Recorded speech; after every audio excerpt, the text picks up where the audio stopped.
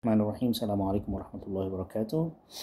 Ustaz, page 18, muka surat 18, halaman 18 untuk qiraah 1. Kita baca Bismillahirrahmanirrahim. Allahumma fa'na bima 'allamtana wa 'allimna ma yanfa'una wa zidna ilma. Rabbi shrah li sadri wa yassir li amri wahlul 'uqdatam min lisani yafqahu qawli. With new harf gha, a gha,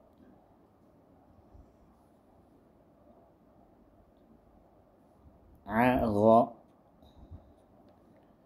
gha'a, dagha, atagha.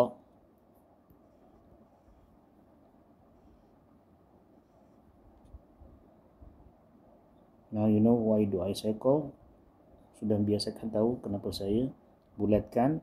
Why do I have to circle? Just to show you the difference between a and with a, iaitu harakat atau harakat satu, one harakah, with huruf yang tidak ada tafkhim nebal atau huruf yang ada tafkhim iaitu tebal, atau huruf yang agak kuat bunyinya. So harf with the tafkhim, which mean a bigger sound, with a, not with o, not a. So I repeat now for the second row, and I will do the same thing. So once I circle, it means that the harf itself sounds as gha, ta, va. Yeah. Now I will do read together. Inshallah kita akan baca dengan bulatkan yang mana berlainan dengan huruf yang lain yang biasa, yang tidak ada tafkhim. Gha, a, da, gha, dha, atagha, fa'adha. Ulang lagi. Fa'adha, jaghadha, jaghadha, sata'a, sata'a, haradha, haradha, shaghadha, shaghadha, sara'a, sara'a,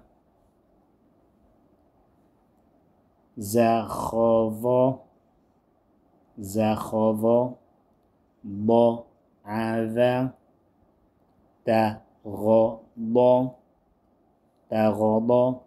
I repeat the whole row. Zakhadha, ba'adha, taghadha, sharadha, ta'adha, baghasa.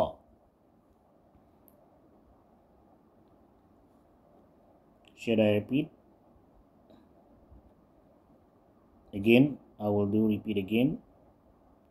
Biarkan saya, insyaAllah saya akan ulang lagi, sekali lagi.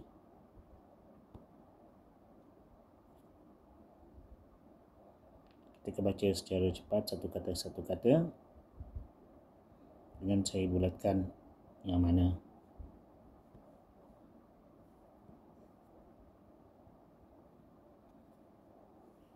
Okay. Gha'a, daghadha, atagha, fa'adha, jaghadha, sata'a, haradha, shaghadha, sara'a, zakhadha, ba'adha, taghadha, sharadha, ta'adha, baghasa. Repeat.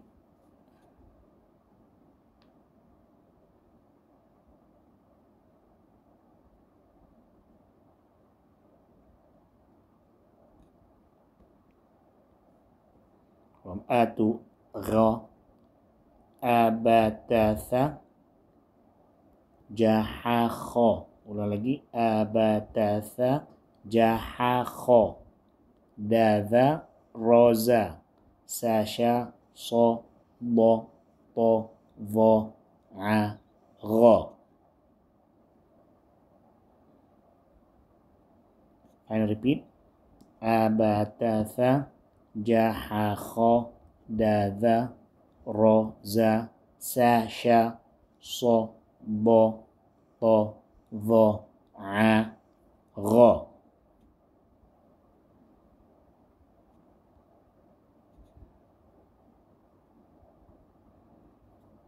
Alhamdulillahi Rabbil Alamin. Kita selesai muka surat 18. We'll continue. InsyaAllah, Alhamdulillah, we have finished reading the page 18 of Iqra 1. We'll continue with, InsyaAllah, page 18 after this. Kita selesai dah muka surat 18 dan kita akan ikutkan selepas ini dengan muka surat 19. Hadza wallahu a'lam wa Assalamualaikum warahmatullahi wabarakatuh.